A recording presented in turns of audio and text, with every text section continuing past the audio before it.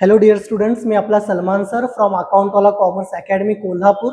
आज आपण या व्हिडिओमध्ये डिस्कशन करणार आहोत ते म्हणजे DRK कॉलेज ऑफ कॉमर्स कोल्हापूरमध्ये जो फर्स्ट पेपर झालेला आहे अकाउंटन्सीचा 25 मार्कचा, त्याचे सर आन्सर काय निघतील याबद्दल आज आपण डिस्कशन करणार आहोत. ओके, तर आपल्याला पेपरमध्ये विचारण्यात आलं होतं फर्स्ट जे होतं ते आपल्याला ऑब्जेक्टिव्ह होते. ऑब्जेक्टिव्ह मध्ये पहिले 5 क्वेश्चन होते फिल इन द ब्लँक्सची, म्हणजे रिकाम्या जागा भरा. ओके, तर फर्स्ट क्वेश्चन होता a commodity in which a trader deals is known as. Trader ज्या कमोडिटीशी डील करतो त्या कमोडिटीला आपण काय म्हणणार? गुड्स. ओके, तर याच्यामध्ये गुड्स आपल्याला इथं फर्स्ट नंबरला ए दिलेला होता, तर याचा राईट आन्सर आहे goods. Second, sir computer account is a type of dash account, personal, real, nominal विचारलेला आहे. सर कम्प्युटर आपल्यासाठी असेट आहे आणि असेट म्हणजे आपल्यासाठी रिअल अकाउंट असेल. आन्सर आहे याचा राईट, रिअल अकाउंट. थर्ड आहे sir dash discount is not recorded in books of account. Sir दोन टाइपचे डिस्काउंट आहे, trade discount, cash discount.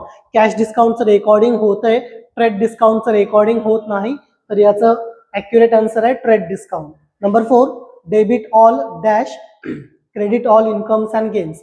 Sir golden rule मधला आपला नॉमिनलचा रूल आहे debit all expenses and losses. Right answer आहे expenses and losses. Number 5, amount which is not recoverable from customer is known as dash, तर याचं right answer आहे bad debts. जी amount आपल्याला डेटर्स कडनं मिळत नाही त्याला आपण बॅड डेट्स म्हणतो. तर जर तुम्ही हे 5 आन्सर लिहिला असेल तर तुम्हाला फर्स्ट क्वेश्चन मध्ये ए जो होता मल्टिपल चॉईस क्वेश्चन त्याच्यामध्ये 5 आउट ऑफ 5 मार्क्स मिळून जातील. त्यानंतर बी मध्ये विचारण्यात आलेलं होतं classify the following accounts into personal, real and nominal. First account दिलेला आहे loan account. Sir loan account हा रिप्रेझेंट करतोय बँकेला किंवा एखाद्या पर्सनला, सो लोन अकाउंट हा आपल्यासाठी पर्सनल अकाउंट आहे. Second, trademark account. Sir trademark आपल्यासाठी इनटँजिबल असेट आहेत. जे 5 इनटँजिबल असेट बघतोय आपण, goodwill, copyright, trademark, patent, software, त्यातला सर ट्रेडमार्क आहे, रिअल अकाउंट असणार आपल्यासाठी. थर्ड आहे bad debts account. Sir bad debts म्हणजे अमाऊंट जी आपल्याला डेटर्स कडनं मिळत नाही त्याला आपण बॅड डेट्स म्हणतोय.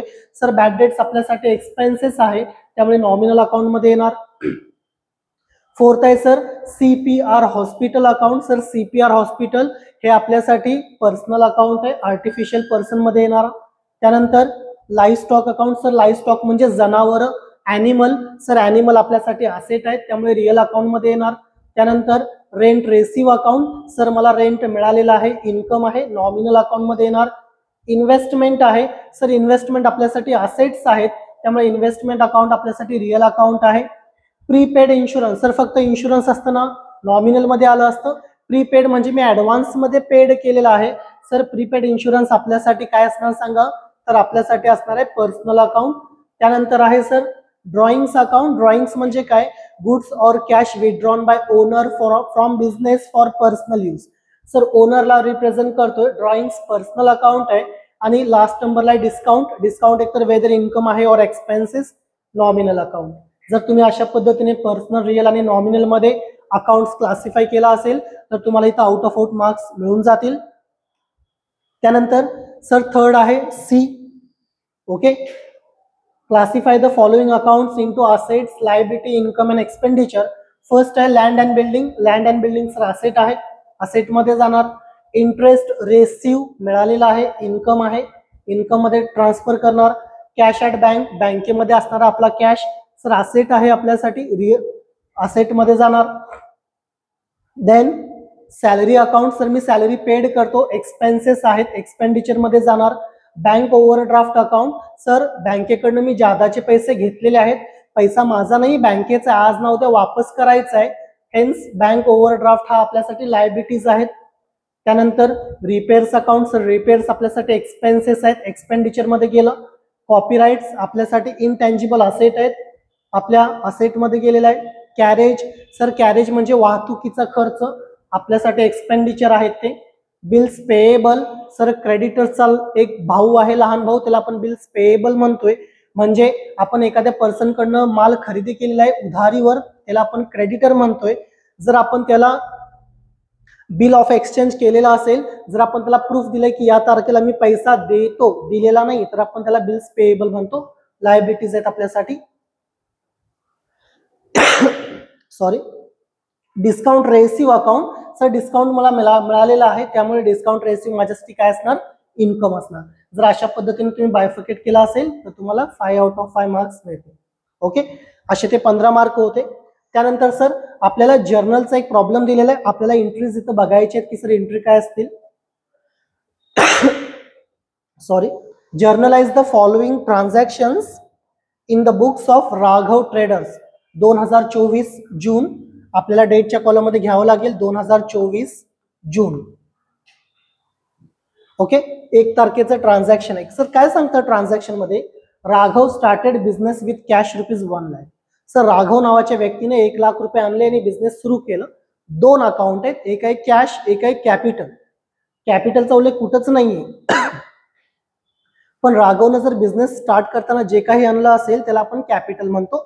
सर कॅश रिअल अकाउंट आहे, पैसा आलेला आहे बिझनेस मध्ये, याचा अर्थ cash comes in.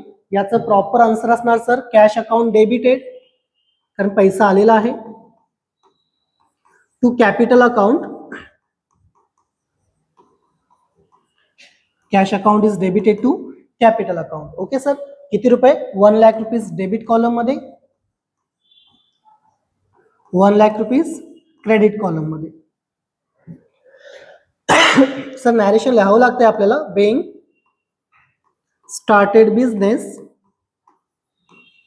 Being started business with cash, being started business with cash. Done sir. Entry number first आपली क्लिअर झालेली आहे.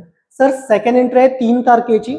Open a current account in bank of India and deposited 50,000. Sir bank of India मध्ये current account open केलं, माझ्याकडचे 50,000 रुपये उचलले आणि bank of India मध्ये जमा केले. सर 2 अकाउंट आहेत, एक आहे bank account bank of India, एक आहे कॅश अकाउंट. सर माझ्याकडनं कॅश गेलेला आहे, बँक ऑफ इंडिया रेसिव्हर आहे, म्हणजे सर एंट्री असणार 3 तारखेची. Bank of India account is debited, कारण बँक ऑफ इंडिया रेसिव्हर आहे. टू कॅश अकाउंट, माझ्याकडनं पैसे गेलेले आहेत. Bank of India account is debited to cash account. Sir किती रुपये, 50,000. सर नॅरेशन लिहावं लागेल. सर नॅरेशन म्हणजे काय, जे आपण केले ते ब्रीफली एक्सप्लेन करायचं आहे. Being cash deposited into Bank of India, being cash deposited into Bank of India. Sir 3 तारखेची एंट्री क्लिअर झालेली आहे. 5 तारीख आहे purchase purchase goods from Sarita 20,000 on credit. Sir सरिताकडनं आपण वस्तू खरेदी केलेल्या आहेत. गुड्स परचेस म्हणजे परचेस अकाउंट आहे, सरिताकडनं उधारीवर घेतलंय म्हणजे सेकंड अकाउंट आहे सरिता. सर परचेस आपल्यासाठी एक्सपेन्सेस आहेत, म्हणजे परचेस 1 नंबरला येणार. परचेस केलंय, एक्सपेन्सेस आहे 1 नंबरला. Purchases account is debited to Sarita account. Sir किती रुपयाची वस्तू गुड्स परचेस केलेत आपण, तर दिलेल्या ट्रान्झॅक्शन मध्ये 20,000, डेबिटला 20,000, क्रेडिट कॉलम मध्ये 20,000. Done sir. नॅरेशन घ्यावं लागेल आपल्याला. Being goods purchased from Sarita on credit म्हटला तरी चालेल, काही प्रॉब्लेम नाही. ओके, तर अशा पद्धतीने पहिला 3 एंट्री तुमच्या पास करावे लागतील. पुढची आपल्याला ट्रान्झॅक्शन दिलेलं आहे 6 तारखेचं. सर काय सांगतात 6 तारखेला, purchase furniture ₹10,000 for cash. Sir furniture खरेदी केलंय कॅश ना, फर्निचर अकाउंट आहे, कॅश फर्निचर परचेस केलं म्हणजे फर्निचर कम्स इन आणि cash goes out. Sir entry असणार आहे फर्निचर अकाउंट 1 नंबरला. Furniture account is debited to cash account, furniture account is debited to cash account. Sir किती रुपयाचं फर्निचर परचेस केलंय, 10,000 डेबिट साईडला येतील डेबिट कॉलम मध्ये, आणि 10,000 तुमच्या क्रेडिट कॉलम मध्ये येतील. सर नॅरेशन मध्ये लिहावं लागेल काय झालंय ते. Being furniture purchase, being furniture purchase. Clear. Sir त्यानंतर 7 तारखेची एंट्री आहे 7 date. Sold goods to mister Vikram 5000 on credit. विक्रमला वस्तू विकलेल्या आहेत sir. Sales account Vikram account. Sales income आहे. सेल्स 2 नंबरला, विक्रमला वस्तू विकल्या म्हणजे विक्रम रेसिव्हर आहे. विक्रम 1 नंबरला येणार. एंट्री अशी असेल, Vikram account is debited to cells.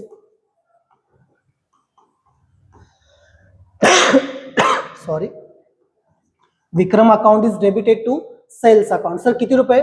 5000 rupees debit column मध्ये येतील, 5000 रुपीज क्रेडिट कॉलम मध्ये जातील. ओके सर, विक्रमचं नाव होतं, उधारीचा व्यवहार होता. Being goods sold to Vikram, being goods sold to Vikram on credit म्हटलं असेल तरी चालेल, काही प्रॉब्लेम नाही. Done sir. येस. पुढची एंट्री आहे 9 तारखेची. काय घडलंय बघा 9 तारखेला. Amount paid by cheque to Sarita 10,000. Sir सरिताला आपण अमाऊंट पेड केले बाय चेक. बाय चेक म्हणजे सर बँक, आपल्याकडे वरती बँक आहे bank of India. Sir bank of इंडियाचा चेक मी सरिताला दिलेला आहे. सरितानं चेक घेतलाय, माझ्या बँकेनं चेक दिलाय. सरिता रेसिव्हर आहे आणि माझी बँक ऑफ इंडिया कोण असणार आहे? गिव्हर. येस सर, सरिताला मी चेक दिलेला आहे. सरिताला चेक मिळाला. Sarita account is debited to bank of India account, to bank of India account. Done sir. Yes. Amount आहे 10,000 डेबिट कॉलम मध्ये, 10,000 क्रेडिट कॉलम मध्ये. नॅरेशन असणार बेइंग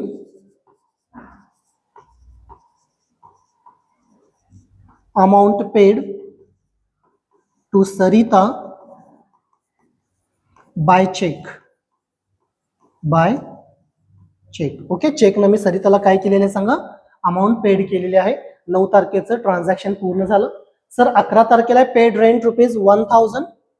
यस 1000. यस 1000 आहे. रेंट पेड केले sir. Rent account cash. Rent paid केला, expenses आहेत म्हणजे rent 1 नंबरला येणार.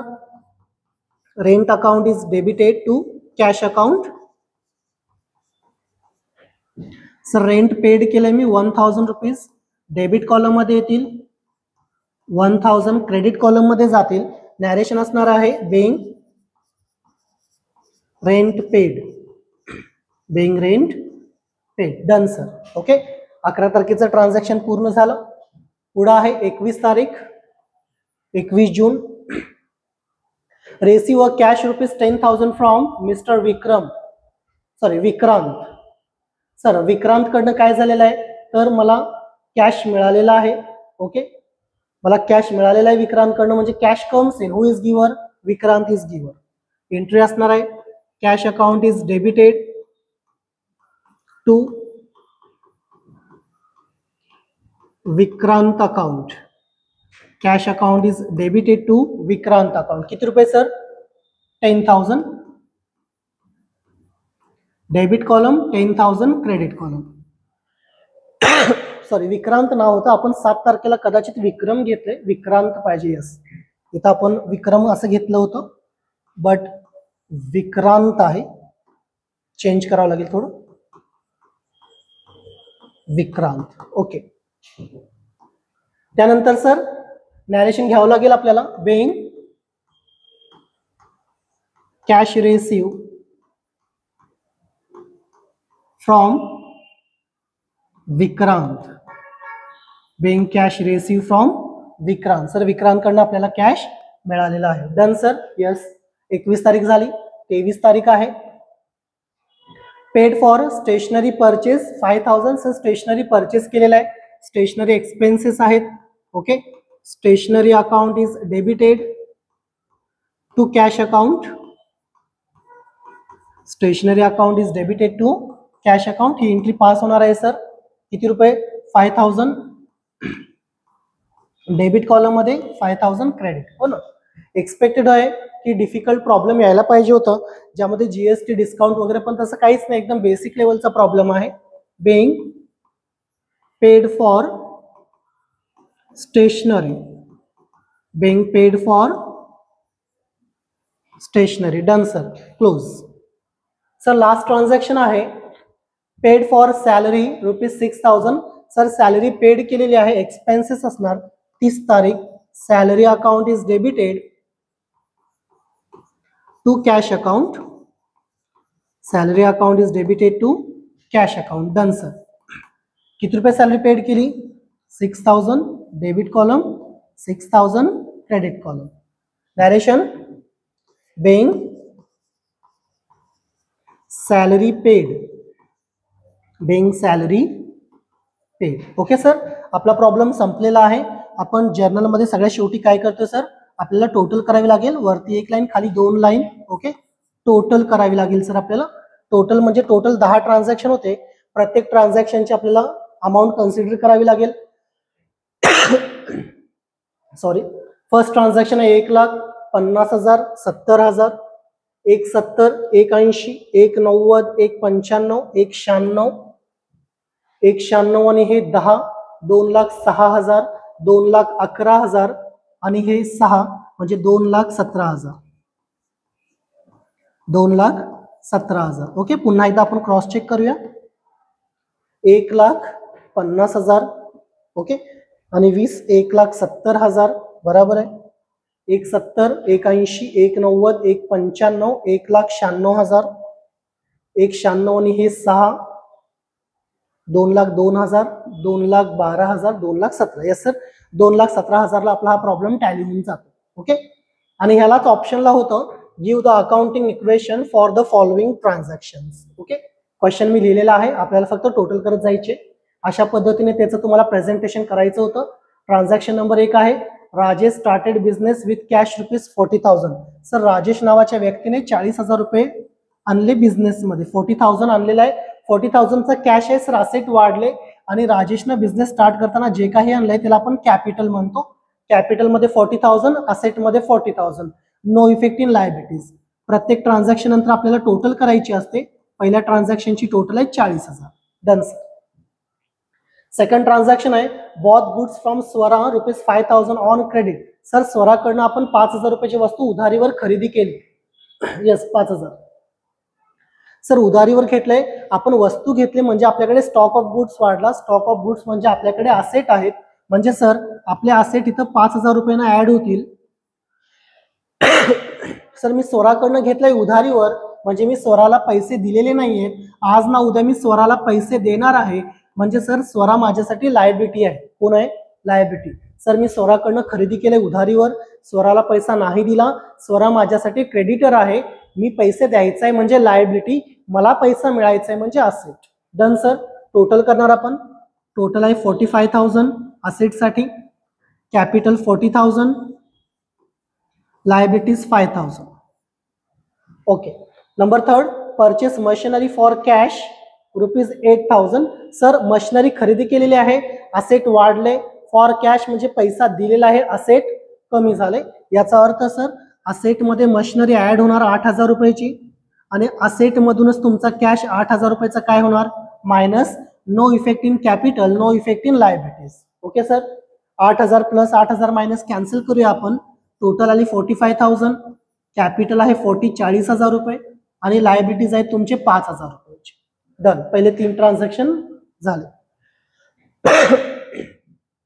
नेक्स्ट आहे sir transaction number 4, paid for salary ₹4,000. Sir आपण सॅलरी पेड करतोय. सॅलरी पेड करतोय म्हणजे माझ्याकडनं पैसे गेलेले आहेत. पैसे गेलेत याचा अर्थ सर असेट मधनं 4,000 रुपये मायनस होतील. सर सॅलरी पेड केले एक्सपेन्सेस आहेत. जेव्हा जेव्हा तुमचे एक्सपेन्सेस येतील तेव्हा तेव्हा तुमचं कॅपिटल सुद्धा काय होणार? 4,000 रुपयानं minus. No effect in liabilities. Previous पेजला जर बघितलं टोटल आहे 45, 40 आणि 5. ओके. 45 मधनं 4 गेले 41,000 रुपये, 40 मधून 4 गेले 36,000 रुपये. लायबिलिटीजवर कोणताच इफेक्ट नाही म्हणजे 5,000 रुपये आहे तसे. Done. Number 5, receive interest ₹300. Sir 300 रुपयाचा इंटरेस्ट मिळालेला आहे. सर इंटरेस्ट मध्ये काय मिळणार? आपल्याला पैसा मिळणार. म्हणजे सर माझे असेट 300 रुपयानं वाढतील. सर इंटरेस्ट मिळालाय, इन्कम आहे. इन्कम असेल तर कॅपिटल सुद्धा काय होतोय? वाढतोय. No effect in liabilities. Okay sir. Total असणार आहे 41,300, 36,300 आणि 5,000. ओके. ही टोटल तुमच्या 5व्या ट्रान्झॅक्शन नंतर बघायला मिळेल. ट्रान्झॅक्शन नंबर 6 आहे withdraw cash for personal use 2500. Sir 2500 रुपये कॅश विड्रॉ केलंय फॉर पर्सनल यूज. ह्याला आपण ड्रॉइंग्स म्हणतोय. सर कॅश बिझनेस मधनं काढले याचा अर्थ बिझनेस मधनं काय होतील 2500 रुपये मायनस होतील. Yes sir yes. Sir drawings नेहमी कॅपिटल मधनं मायनस होतात 2500 रुपयेनं. No effect in liabilities. जर लायबिलिटीची टोटल बघितला तर 5000 रुपये जैसे थी आहे तशी असणार आहे. सर 41,000 मधून 2000 गेले 39, 300 मधनं 500 गेले याचा अर्थ 38,800 रुपये. 39 40 41 300 बरोबर आहे. सर 36 मधून 2 गेले 34,000 म्हणजे 33,800. यस सर बरोबर. ओके. त्यानंतर purchase laptop for office use 10,000. Sir laptop purchase केलेला आहे ऑफिस यूज साठी.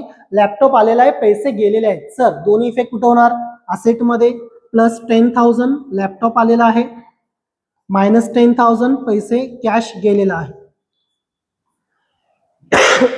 No effect in capital and liability. Sir cancel होतील मायनस 10,000 प्लस 10,000 टोटल आहे तशी 38,800 रुपये 33,800 रुपये आणि ही टोटल आहे तुमची 5,000 रुपये. Done sir.